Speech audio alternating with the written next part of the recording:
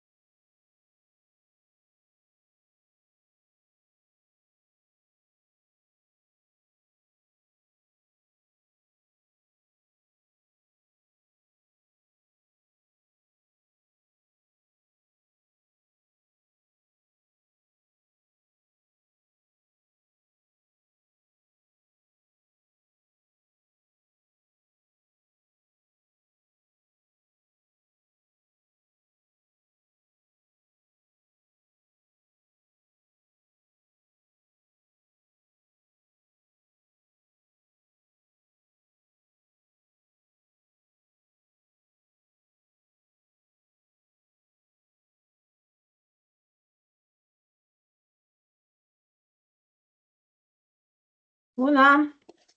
Ne auzim, da? Mă auziți? Da, da. Super. Că nu mi-am luat headset-ul la mine și voiam să mă asigur că microfonul și camera asta sunt bune de la laptop. Ok. Hai să fac eu o probă pentru share. Da, hai să facem o probă. Deci o să fac partea introductivă pe primul slide. Se vede ok, da? Da. Da, se vede foarte bine. Ok. Bun. Fac partea introductivă pe primul slide și pe al doilea slide încep să vorbesc despre regulation și chestii de genul ăsta. Da, oricum, dacă văd că nu s-a schimbat, o să spun eu din gură. Please, next slide. Bine, ok. Stop sharing. Cine a intrat? Conor, Florin. trebuie, nu?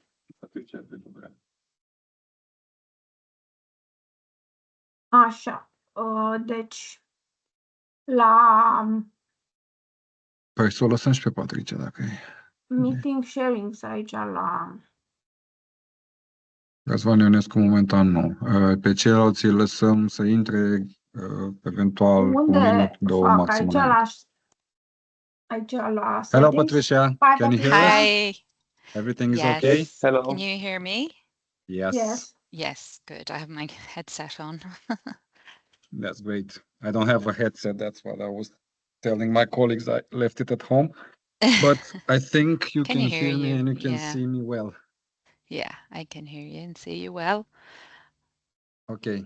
So Okay, I will start. I will make the introduction, and when we arrive to the 7th slide, I will introduce you guys, and you can take over from there, including the presentation if you want. Or would you want us to take over only when Connor needs to do that demo? Yeah, I think it's slide 8 when I start. Yeah. And so right after consortium members. Consortium, yeah. And then I hope I did a couple of updates yesterday because there was a tiny bit of overlap. Yeah, so, we downloaded it. Yeah, okay, cool. But if Daniela can also I share the presentation on the screen just to double check that is the presentation. Just in case. 2, 3, 4, 5, Yeah. 6, 7, 8. Yeah, and from Yeah. here on, it's your, Nine. it's your Yeah. slides. From there on, it's my slide. And then on slide 10, we're going to ask them if they want to log in and do the free scope assessment. We'll give them a couple of minutes to do that. And Okay. then I'll do slide 11. We will put also this link in chat, yeah? Yes, Yep. please. Yes. Yeah, I recommend all of the links that are on the slides, when they appear on the slides, to also insert them in chat, just to make sure Perfect. everyone has it. Perfect. Yeah. Lauren will do. Then Connor can do slide 12. And then on slide 13, he's going to take over That's great. sharing and do the demo. And then he'll do slide 14. From here, yeah. He'll do slide 14, and then it's back to Mihai. And then the next steps is Mihai's as well. Yeah. Yeah. Okay. Great. Great stuff.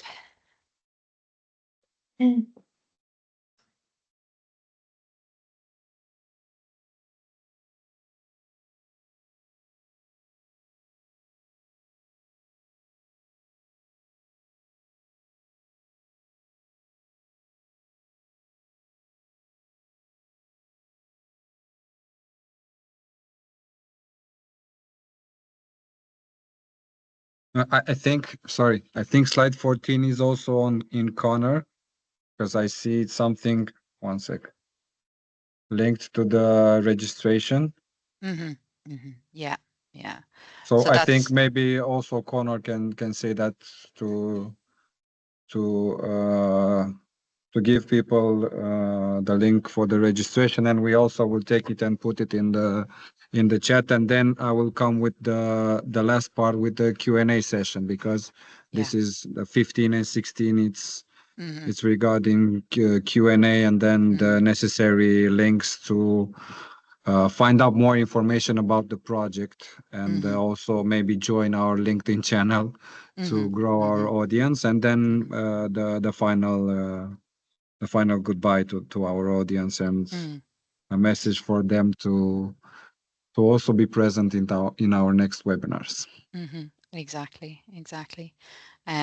Yeah, I think Connor will do that slide as well, 14. Yeah. Really, so that's I have slides from 1 to 7, and then 15 and 16. Exactly. That's great. Yeah, perfect. I see recording and transcription. Yeah, transcription is already in progress, but we will download it, and we will edit out this part. Yes. Yeah. We wanted to make sure that we don't have any regrets because we forgot to hit I record. know. So You go, oh no. it's better to cut it out than than forget completely. Exactly. Yeah. Yeah, I see that Connor is already here. Yes. Are you on, Connor? Hi, Connor. Hey. Hi, Connor. Hey, me. How are you? Hi. I'm good. All ready for our first webinar? Yeah, we're ready. I just talked to Patricia and told her that I have slides from 1 to 7, and then 15 and 16. So maybe you also do the slide 14 with the registration. For me, or is that Patricia? Yeah, that's you.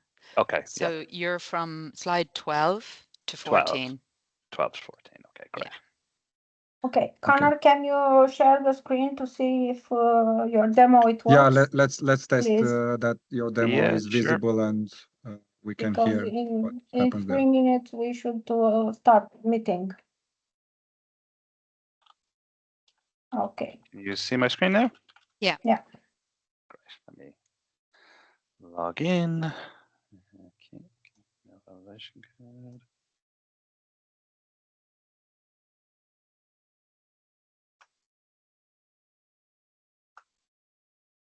Lovely. And I can continue this one. Okay. Great. And I need to get the slides up as well, don't I? The slides I will You're just doing the demo, I will I think. run it all slides. Great. You just have to do, when you're doing the demo, just Mm-hmm. switch. You could even be logged in at that stage if you want to be. Correct. Yeah, Yeah. I've got my logged in screen here, so I can I can just mention the guide, and I can mention I've already completed the in scope assessment, and I'm in scope, and then I can just jump in here, and then we can go through each of the steps. Just show them it's not too scary, and maybe about half an hour of their time, and then we'll get to see the report, so we can show them what the value is in terms of doing the assessment. And hopefully that will encourage people to finish and fill it in. Yeah, I think we give an email address for the DNSC for them to get a free code, which we've created.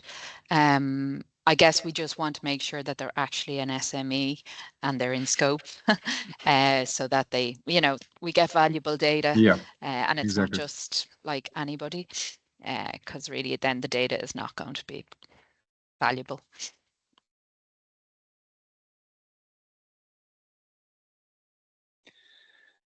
Okay, well, excellent. Everything's working. So far, so good. Yeah, we will admit people starting with maybe 1 minute before the hour or 2 minutes. I don't know. 2 minutes, so it's okay. Okay.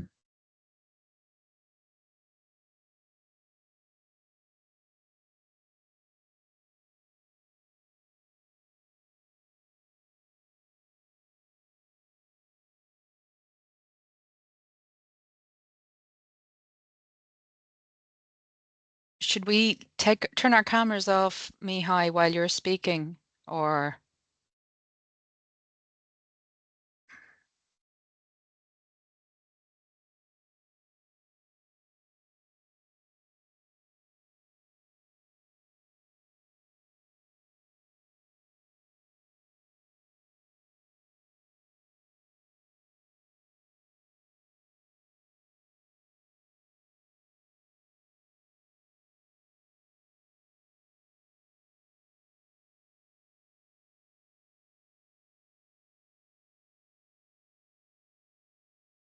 We will start admitting people, and we will start at 2 p.m. sharp, or maybe we could expect more people. What do you think? Let's wait to 2 minutes before 2, okay? Okay. Because yeah. Hello, everyone. This would be a session in English. Please have your microphone muted and the camera off. Thank you. La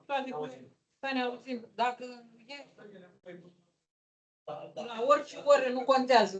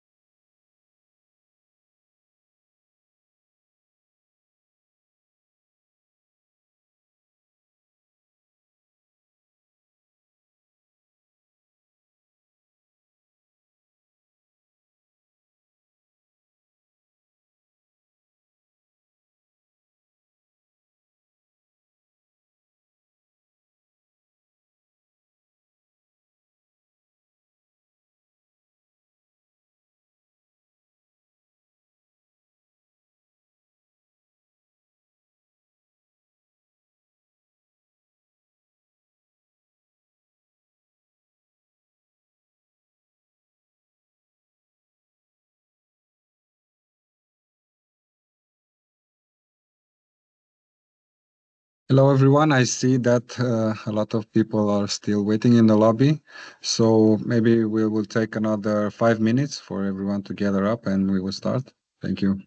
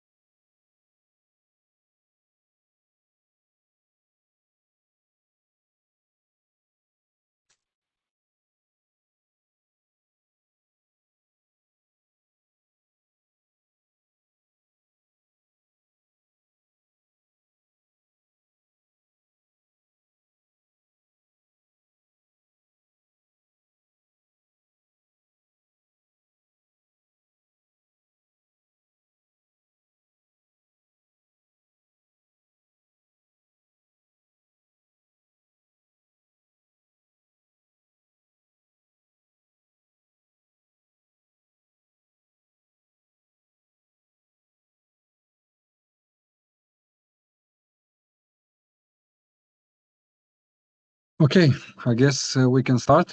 Good evening, everyone, and thank you for joining us for our first Cyber Resilience Act AI project webinar. My name is Mihai Rotariu.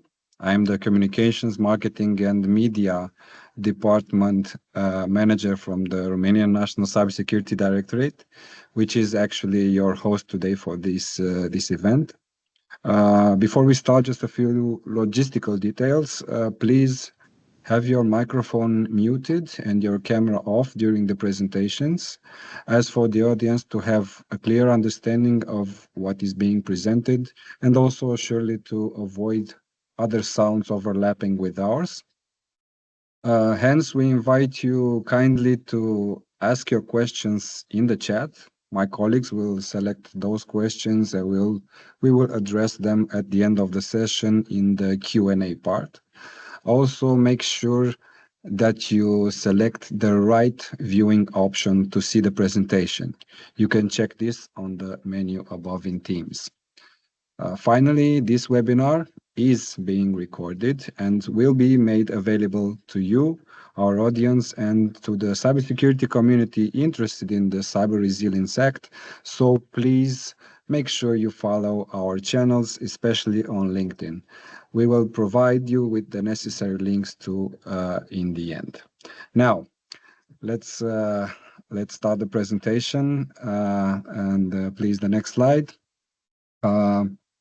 Surely now, regulation usually comes with some degree of challenge for the entities who are aimed by the regulation.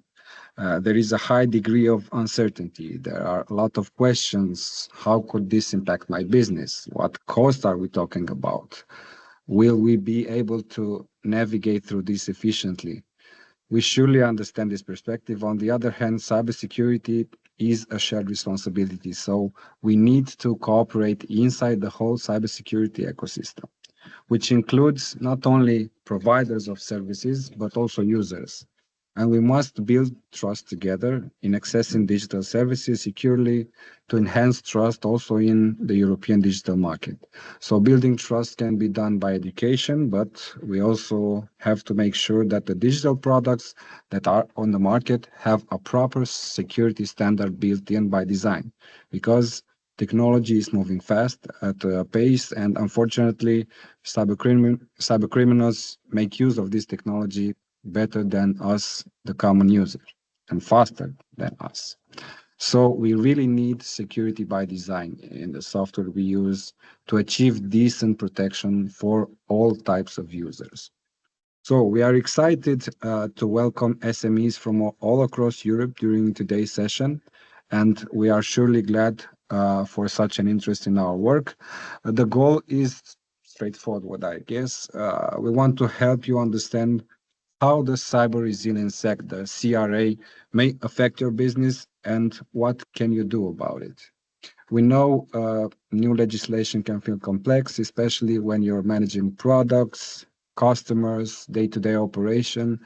That is why this webinar is built to be practical, to be clear, and a useful start of understanding how can your company receive help in this process of achieving compliance with regulation.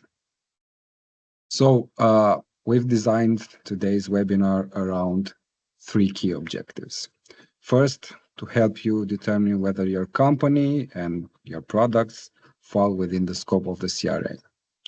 Second, to show you the tools and the resources available to help you assess where you stand.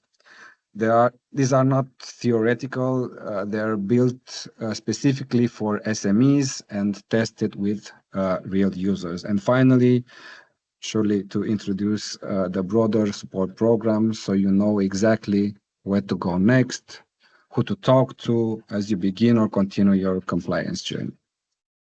Next slide, please. So why should you care about Cyber Resilience Act? Well, I think we all can agree that cyber criminals usually target SMEs because there is a general belief that they can invest less than others in security. And they also think that the impact on the business continuity is much greater than the bigger companies. So they can be blackmailed, let's say, much more easily. Okay, the regulation is coming and it's comprehensive.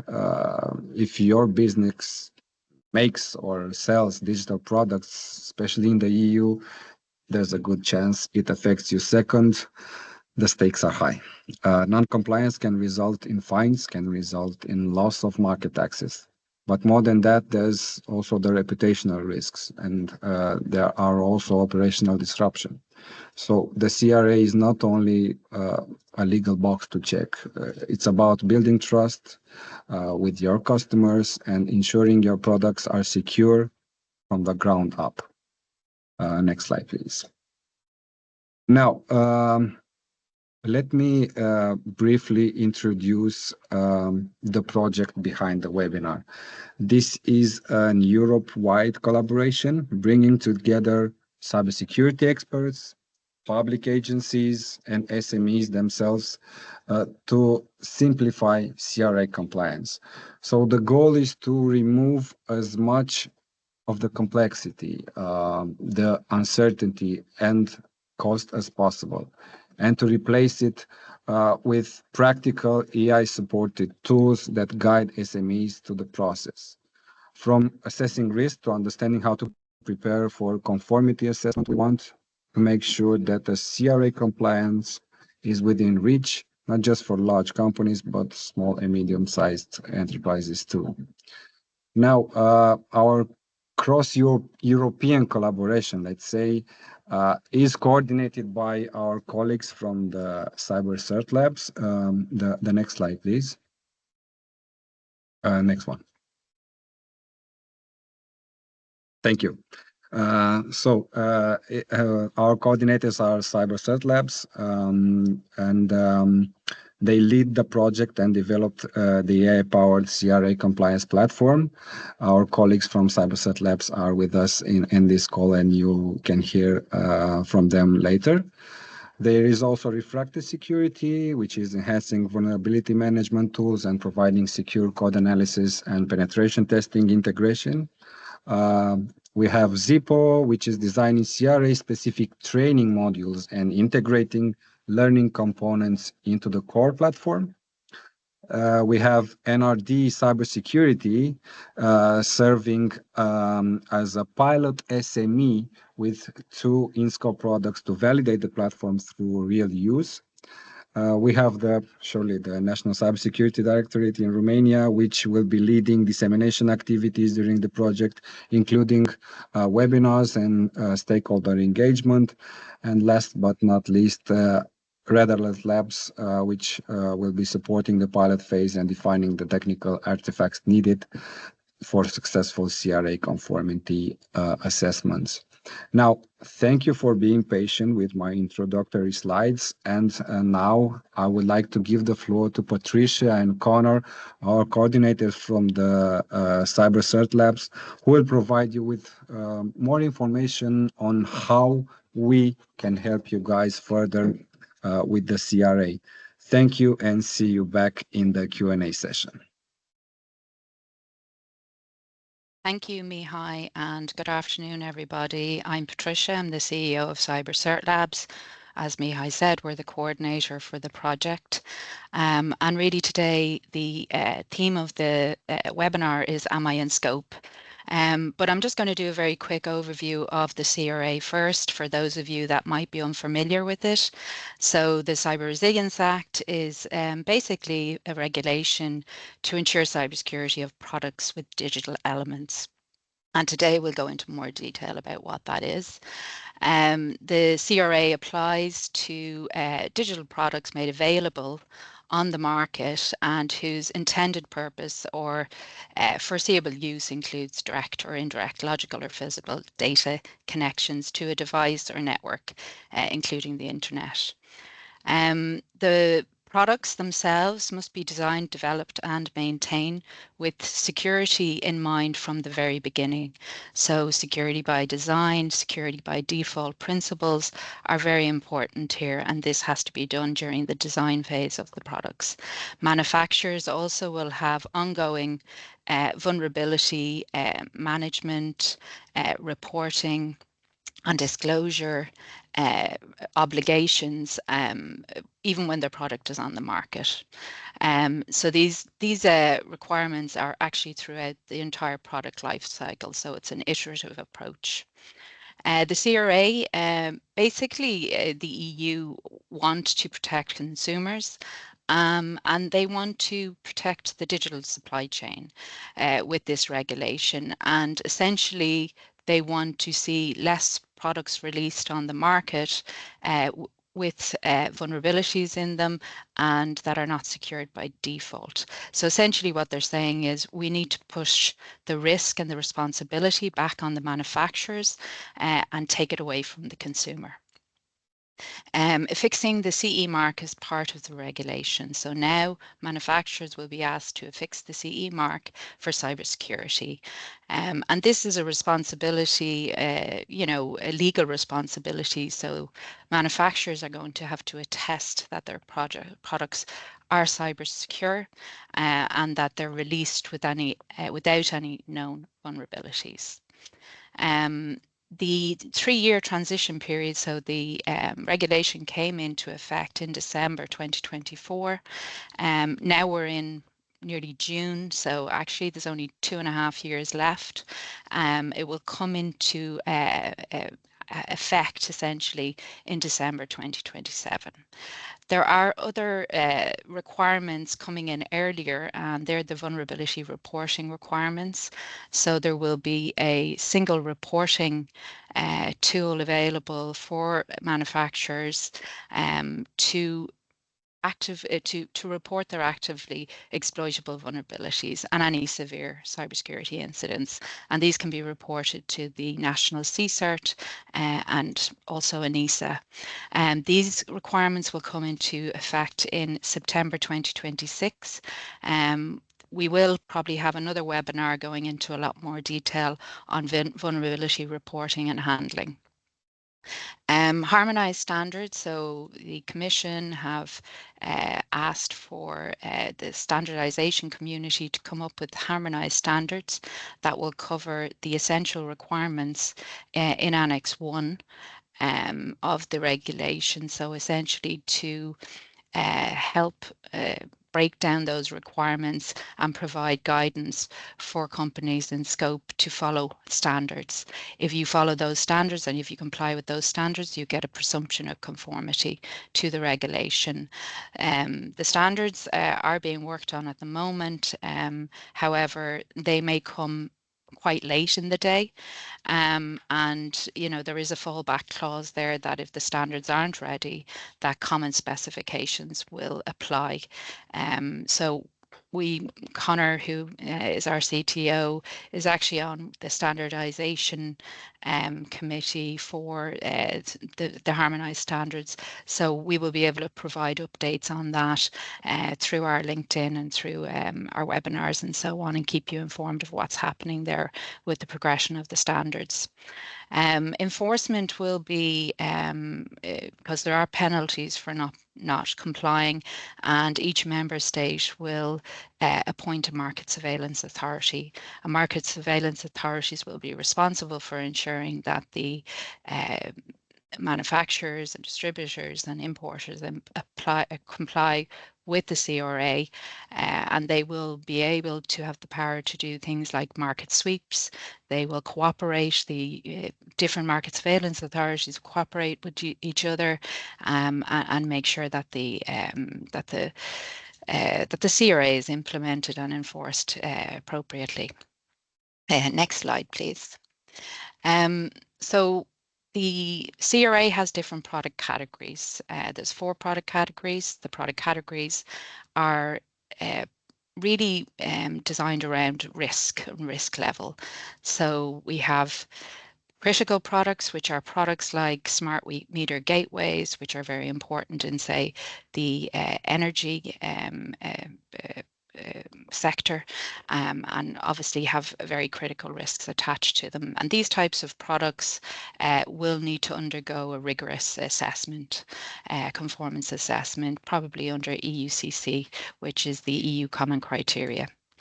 Class 1 and Class 2 products also have higher risk than, say, the default category.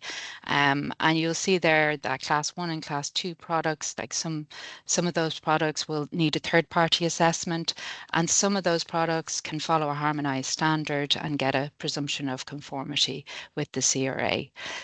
You'll see some examples there of the products in those categories. You know, the Annex 3, for anybody who's interested in looking more in depth, will show the exact products in those categories, Annex 3 and 3A for Class 2. But obviously a lot of those products, as you can see, some of them are quite cybersecurity focused and network focused, microprocessors, microcontrollers, so that type of thing. Most of the products will fall into the default category. And I guess that's where a lot of the questions arise about, am I in scope or am I not in scope? For the default category, they would be deemed as the less risky products.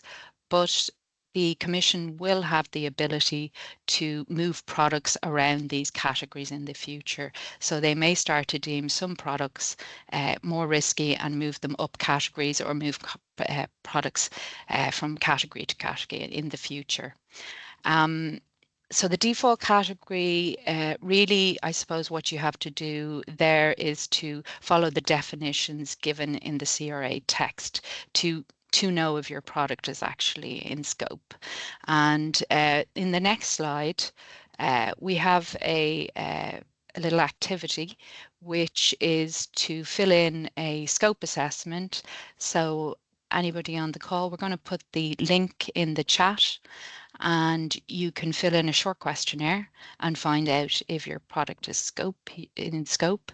You'll answer some of the questions there and get a report.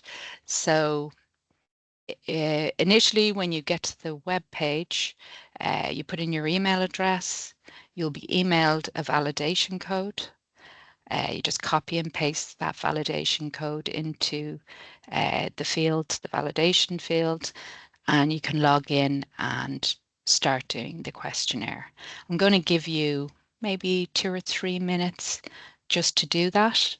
At the end of it, you will get a report on screen that will tell you whether you're in scope or out of scope, but it will also give you some rationale behind why and how you answer the questions, and why from the answers to the questions we deem whether you're in scope or out of scope. Obviously, some products are a lot more complicated, or some scenarios are a lot more complicated than others. So as a disclaimer, always speak to somebody as well as doing any assessments like this, because there are quite a few exceptions, but also there's some more complicated cases that might need a little bit more digging into. So I'll give everybody 2 minutes to fill that in.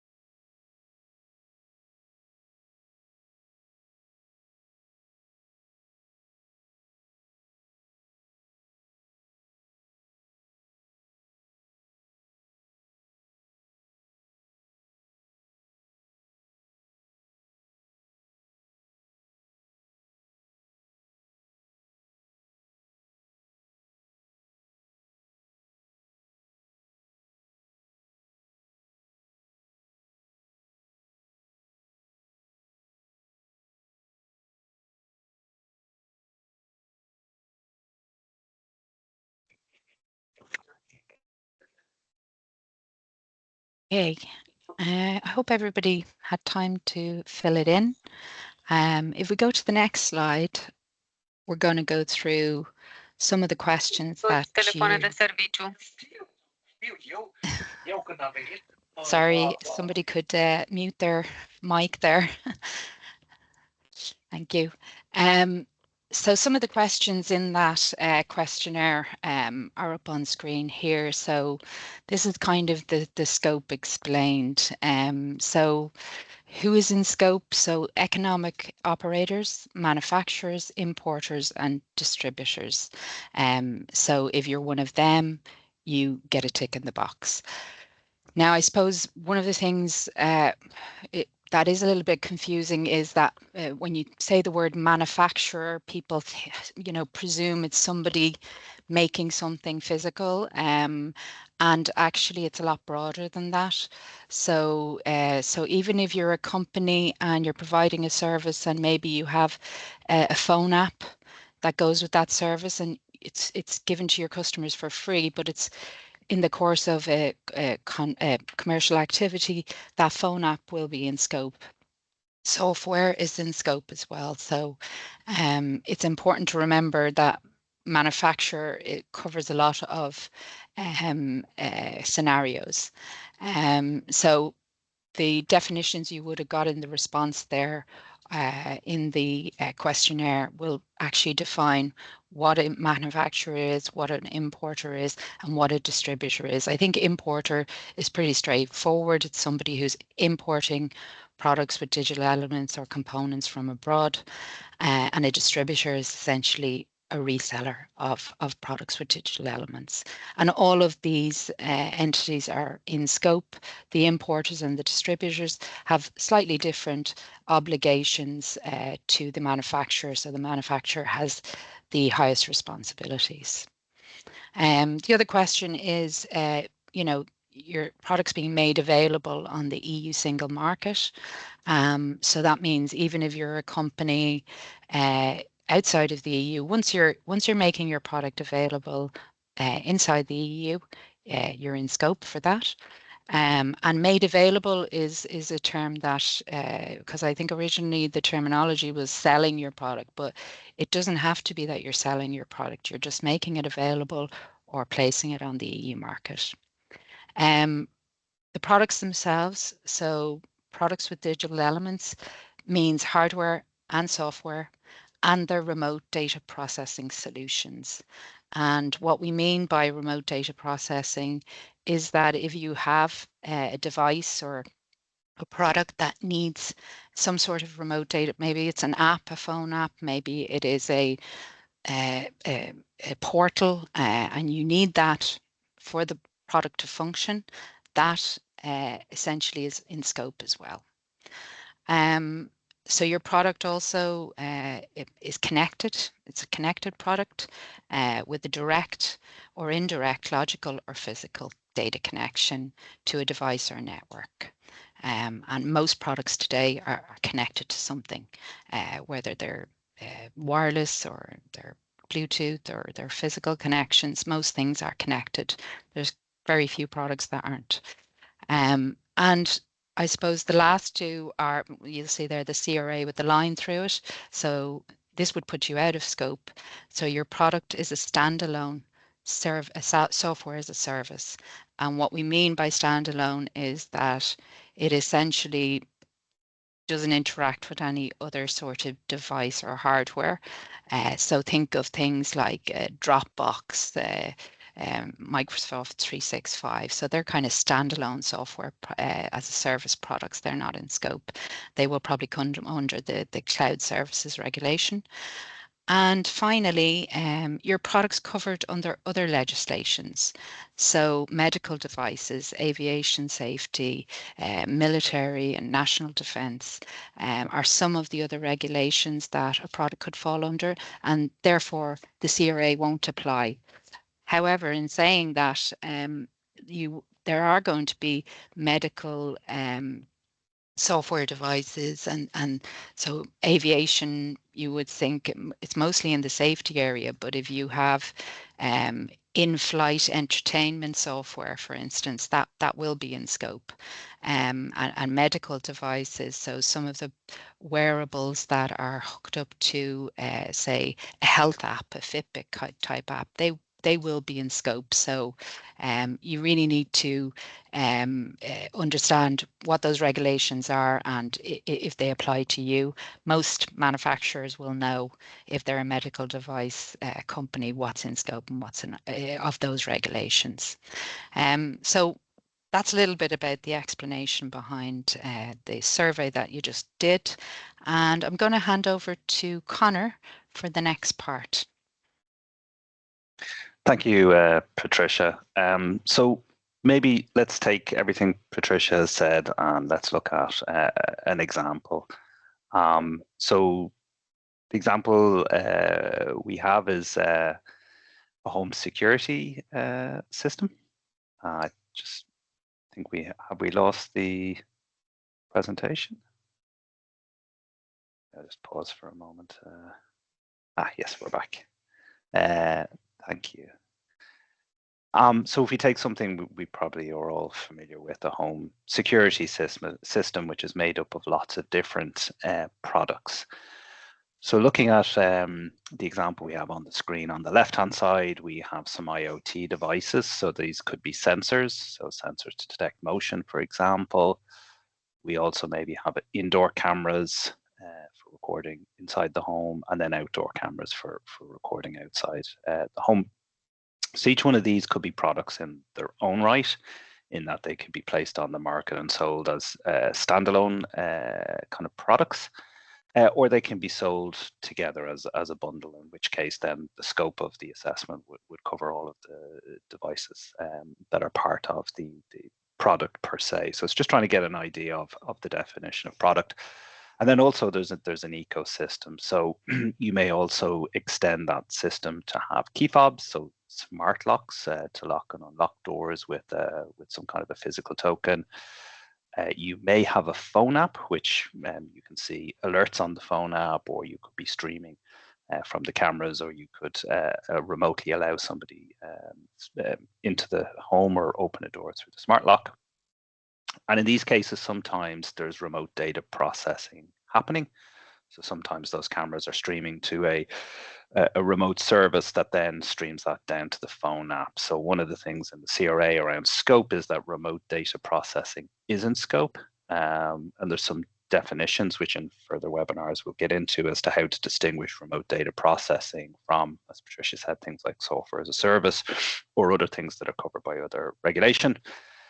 And then in the product, there may be actions that come out of the product which need to be considered as well. So as we said, the phone alert may be triggered when motion is detected at certain times, particularly say at night or when you're away from the home.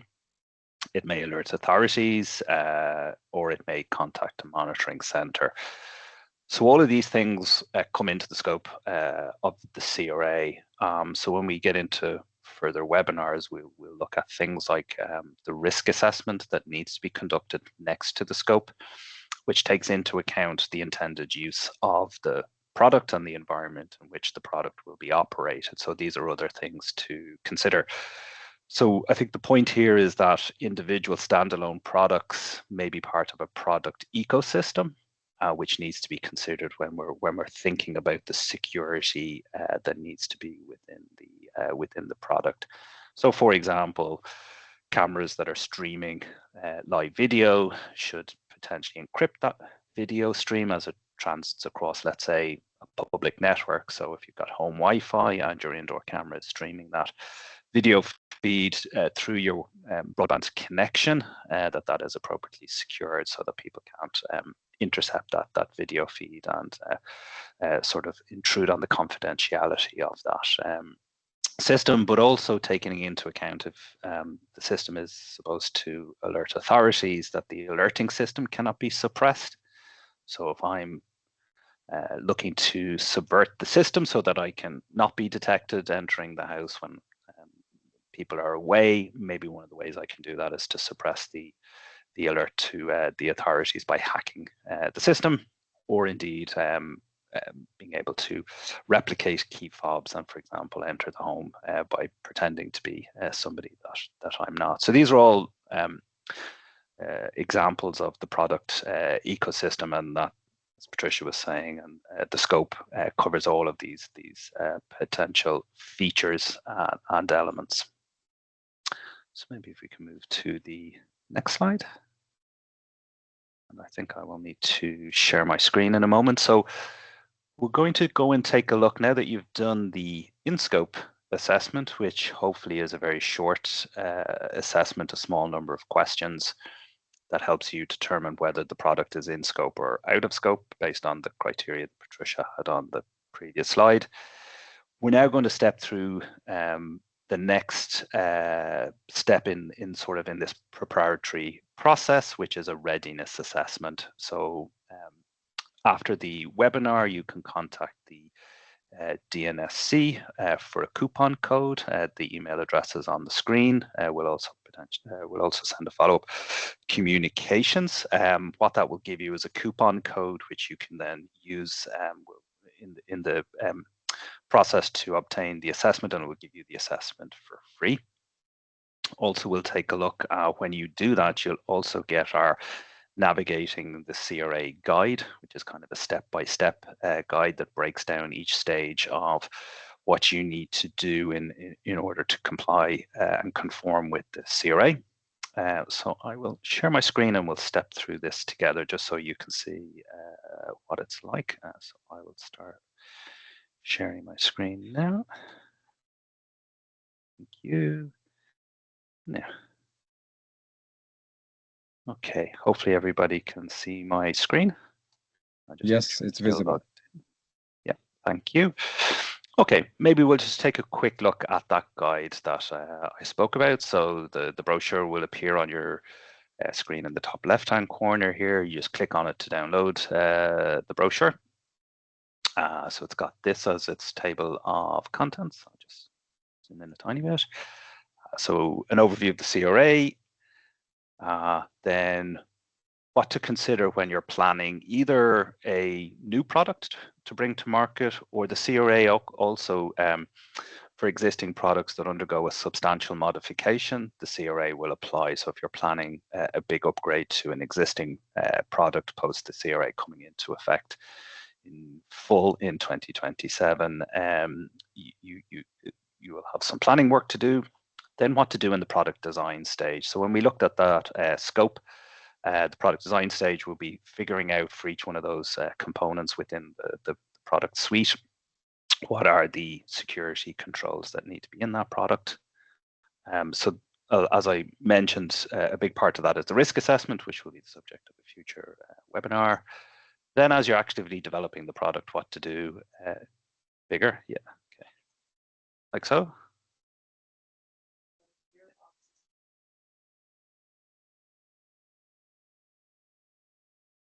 I don't actually get to see.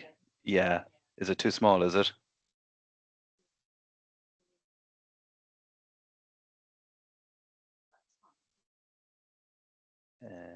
I can try share again if I'm sharing the whole screen. We can see only the brochure. If you're sharing anything else, we don't see it.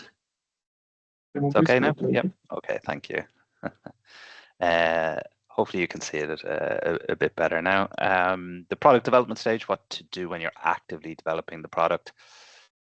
So that's a lot of testing and validation that the security controls work, what to do when you then release the product onto the market. So there's documentation obligations, so what to put into the documentation to describe what security is in the product. And then the maintenance stage. So one of the things about the CRA is that there's a responsibility to continue to provide fixes for vulnerabilities or to disclose newly discovered vulnerabilities for the lifetime of the product on the market. So we'll get into those future stages. Okay, so back to the readiness assessment here. So I have my in-scope report here, so I think everybody will have filled this in, but we're just going to have a look. So there's an overview here, but then it tells me the results. So it's saying that I'm in scope and it's telling me why. So my product is a digital product. It's connected. It's not SaaS, as Patricia said. It's not covered by existing regulations. So once we know we're in scope, then we can choose to begin the assessment. So I have one that I've already partially filled in. You can see it's a home security system, so it's similar to what we looked at. Click continue. We get the 4 stages of the assessment on the left-hand side: general information, risk assessment, vulnerabilities, and documentation. So you can see I filled in just the general information. So that's a sort of information about us as a company and our products. So fill that in. That's quite straightforward. Then, as Patricia pointed out, choose which category. Obviously, you've got not sure here, but choose which category you're in. Are you hardware or software? How are you placing the product on the market? What's your product development life cycle? That's important because that determines sort of the amount of time that you need prior to the CRA coming into effect if your product is to be placed onto the market after the CRA comes into effect. So we fill that all in. Where do we sell the product? Click continue. And then we have questions related to the risk assessment. So you can see they're all pretty straightforward. Some are multi-choice, some are sort of the Likert scale, whether you strongly disagree or strongly agree. Then we move on to the second part, which is about testing within the risk assessment. So again, you can answer the questions here. And then the last step in stage 2 is around secure configuration. And then we move into the security control section. So you can see there's 10 questions there. Then we move on to stage 3, which is all around vulnerability management and how we manage vulnerabilities, both in the development lifecycle and then also when the product has been placed on the market. So in terms of disclosure, so one of the things the CRA requires is to have a disclosure policy in place, a coordinated disclosure policy in place. So do we have one? Do we not? We continue on. And then we get into the documentation section. So there's requirements in the CRA around software bill of materials if you have software as part of your product. And then what's in the product documentation. So do you describe to users what security is in the product and how to operate it? Then you get to the last stage. So you can see roughly that time it takes to fill in the questionnaire is 20 minutes to half an hour. You can leave the questionnaire. So you've seen that I left the questionnaire and I had come back, so you don't have to answer it all in one go. You can answer some questions. If you need to find information from other people, you can go find that information, you can return, and all of your work will be saved. And then when we click continue, we get to really what you want, which is the report. So we can see the report gives a kind of an overview here, tells you what the report aim is, and then it gives me a nice results overview. So you can see I'm doing okay in these sections here, but actually in terms of vulnerabilities and documentation, I have a good amount of work to do. It gives me an overall score. And then it breaks down each section, so I can kind of drill into each section and see where I'm scoring. So in this example, I don't have a vulnerability disclosure capability, which is why I'm scoring lower there. And I don't do any of the documentation requirements for the CRA, which is why I'm scoring lowly there. Then in each section, it will give you some good advice as to how to close those gaps. So what are the activities that you need to do in order to address those issues? So it gives me information about risk management, about testing, about secure configuration, security controls. And in the vulnerability here, it's basically telling me, yeah, you need to kind of go and do all of these things here. So it gives me a paragraph on each one of them, and then the documentation. And then it gives just some very high level recommended actions. So you can see from about 20 minutes to half an hour, it gives you a really good snapshot of where you're at today with respect to the CRA. The good news is it doesn't come into full effect till 2027 with the vulnerability requirements in 26. So there's time to take action and follow some of the actions that are outlined in this guide. And I will stop there, and I think hand back to sharing to yeah. Thank you. Yeah, we will share the presentation again just to continue with our.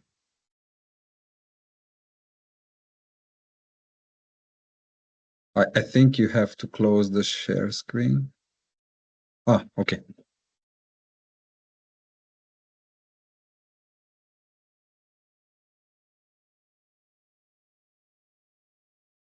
Okay.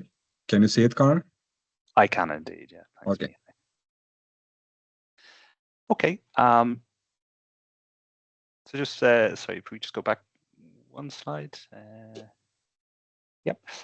So as part of the project, we are developing also a software solution to help companies do all of the things that we just looked at in the readiness assessment. So this will be an AI-powered software platform that's going to support you in each one of those sections. So for example, it will help you write the user documentation. For example, if you don't have the required user documentation process in place, you can use the software. We're looking for early adopters. So anybody on the call who would like to be an early adopter, we plan to have what we would call a minimum viable product, sort of a demo product, ready towards the end of August into early September. And we're actively looking for early adopters to help us test the software, to help us make it as good as it can be. And in return, you'll get early access to the software for free. And also help to educate yourself on what you need to do for the CRA. So anybody who wishes to be an early adopter, if you can also contact the DNSC on the address that we gave, asking to be an early adopter, or follow the link that's in the slide here to register. So you can go straight to our site /CRA-AI. Either way will work, and we'll sign you up as an early adopter. Okay, maybe we go to the next slide, and hand back to you, Mihai, for Q&A. Yeah. Thank you, Connor. Thank you, Patricia. Thank you, Connor. Surely this was really helpful information. Now, surely we'd love to hear from you. If you have questions about the CRA, about how it applies to your business, about anything maybe you've seen today, this is your chance to ask. The chat is open. Also, if you would like to address your questions and give you access to the microphone, please raise your hand from the menu above. And you surely might be wondering about maybe specific CRA clauses that are unclear or difficult to interpret, maybe challenges in applying security by design in your product development, steps towards conformity assessment, for SMEs. And last but not least, the use of tools presented today, surely, and how to access support. So we are really waiting for your questions. Raise your hand or ask your questions into the chat, please.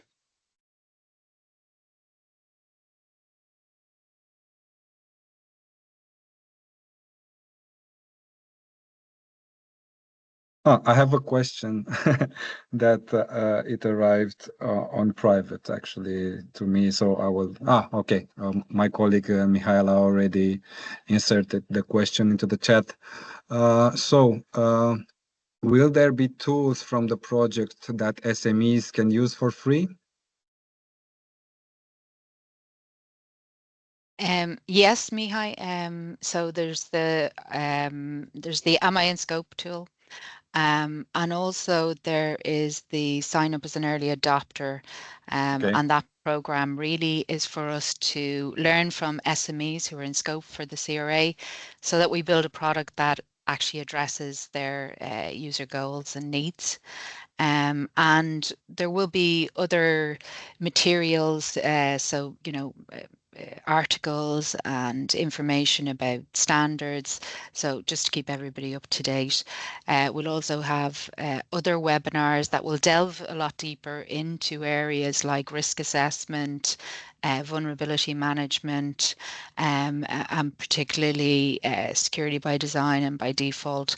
So and conformity assessments. So our other partners on the project have deep expertise in some of these areas, and they will be joining future webinars, and essentially it is a bit of free training attending those webinars.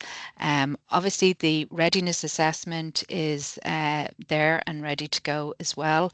It's a really good first steps for SMEs just to get a gauge on where they stand today against the requirements.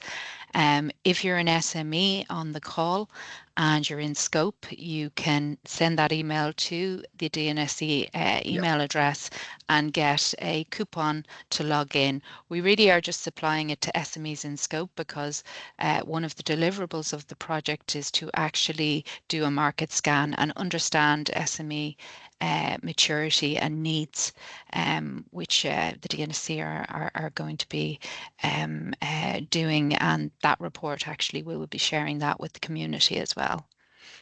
Yeah, and also do not forget that we have a LinkedIn channel that you can access and be updated with all the information regarding the project, including when the next webinars would be on. So keep an eye on our channel. Next question: are there any guides planned for small businesses? Any other guides?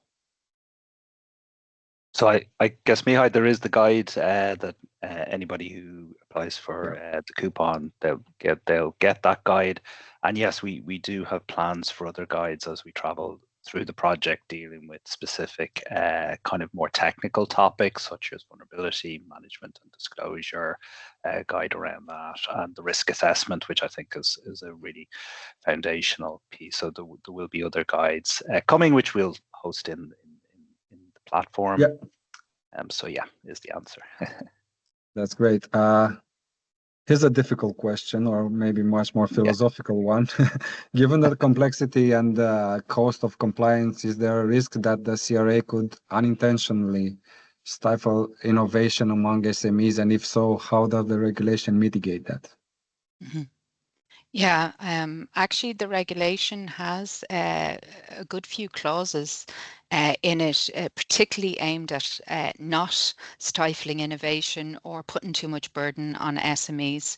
I mean, the main aim of the regulation is to improve security in products, not to put any burden on undue burden on anybody. And there are clauses in there related to some of the penalties, for instance. So some of the penalties won't apply to SMEs, like some of the penalties around timing of reporting vulnerabilities. If they're missed and it's a small to medium-sized enterprise, it will be looked at in terms of, well, they're a small company. We're not going to, penalize them to to the extent we would a much larger organization. So they will take that into account. There actually are a lot of clauses around supports. So there's a lot of other projects, European funded projects, and we're actually working with some of these projects and clustering with them. There's one around open source and tools to help people who are using open source within their products and understanding the compliance of those. And there is actually a funding available for SMEs. So there's a project that we will actually also provide information around that funding. I think it's 30,000, 50-50. So the SME puts in 15,000 and the European Commission give you 15,000 to be able to comply. And then there's going to be lots of portals that direct you to tools and free tools and also tools that will be very cost effective. So one of the requirements of us getting the funding was that when we bring the tool to market, it will make it a cost-effective way for SMEs to comply. So instead of going and having to maybe get a consultant for 2 months or 3 months to help you, using the software should eliminate a lot of that cost. You might still need some additional help, but maybe it might be 20%, 80% software and 20% maybe getting some advice. So there's an awful lot of things that have been considered for SMEs. So I don't believe it will stifle innovation. In fact, it could be a competitive advantage for SMEs in terms of if you don't get your products certified and others do, you might be at a disadvantage, particularly when you think about entities that have to manage their supply chain risk. They will be looking for certified products. So I think it's definitely maybe a competitive gain by actually complying. Thank you, Patricia. Now on to the next question. Does the tool also address third-party components that are integrated into products? How should SMEs deal with components in their products more generally? Yep, two really good questions, Mihai. So yes, the tool will address third-party components. So as you look to decompose the product inside the software, you'll be able to mark, components that come from third parties. The second part of the question is the interesting one. I think what the CRA will require is that component manufacturers, and they are referenced in the Act, will need to provide more information to their customers. So in order for them to be able to fully conform to the CRA. So what we expect is that, for example, components that contain software, that a software bill of materials would be given as part of the product documentation, and where there's hardware, that there would be either conformity assessment like CE marks for the individual components, or at least enough information that the SME manufacturer can understand what security controls are in the component, so that they can fulfill their CRA obligation. So yeah, the supply chain is a big part of this, and there's parts of the CRA that deal with that. Yeah. Absolutely. Now, how do you envision the application of AI in your project platform? Yeah, it's a good follow on from the previous question. So one of the things we're working on is absorbing that documentation, hopefully in a machine readable format, but where it comes, for example, in PDF format, to use OCR and knowledge extraction capabilities from modern large language models, to actually understand what's in the product in a programmatic way to help the SME in terms of that supply chain decomposition. So that's one use case that we have. The second use case we have is to actually generate the documentation that's required. So there's a couple of forms of that. The user documentation that's attached with the product. There's an annex in the CRA that describes what you need to include there. So we're hoping the software can generate at least a very, very good draft of that, which can be edited by the SME. And then also to generate documentation if you need to have an external conformity assessment. So you need to go to a conformity assessment body. that the software would generate all the documentation that you would need to go there, because that's quite a formal process. They require certain types of documentation and specific formats and standards. Okay, the questions are flowing. Where R155 or ISO 21434 is not mandatory, would CRA be an alternative to ensure the security by design aspect? Very much so. So that's an automotive security standard, and I think, as Patricia referenced, that standard covers certain aspects of, let's say, the vehicle. But let's say I have a mobile phone app that allows me to unlock the car or to do certain things with the car that's not actually maybe covered by that standard, and the CRA would cover that. So it would require that security by design and by default, which is a really important point, often missed. So the CRA says not only should it be secure by design, but all the security controls need to be turned on by default. So it's up to the user to turn them off. So that's, when it comes out of the box or out of the wrapper or whatever, that it's secure. Now, considering that many of the artifacts, like documentation, code specification of our products, are confidential, what options do we have to perform the assessment safely? Is there an on-premise option? I'll let Patricia answer that one. Or do you want me to answer it? Yeah. Sure, thank you. We've no plans for an on-premises option because we're trying to sell this at scale for SMEs. It's something that we would consider. So if you wish to be an early adopter and help us with understanding what those things are and what our customers need from us, for sure. I think there's elements that do remain kind of on premises, so we don't need every artifact. So for example, if you have testing results, such as penetration testing results, we don't need the actual full technical detail of those test results. We just need to know, well, you found an issue and you remediated it. And that's actually an active discussion going on, not just with us, but with organizations like ENISA who need access to this information, but how can they do it safely, or at least reduce the risk where they're not aggregating large amounts of data about vulnerabilities in a single location. Yeah. Thank you, Connor. Now the last question. Do you plan to extend the CRA-AI tool for other regulations in future, like AI Act, GDPR, and other regulations like that? Yeah, I can take that one. At the moment, we don't. With the AI Act, I think, what's happening with that, we'll wait and see. But there is, if you do the CRA, you are automatically going to comply with the security requirements of the AI Act. So as we're very focused on security, it's really the security elements we'd be more interested in.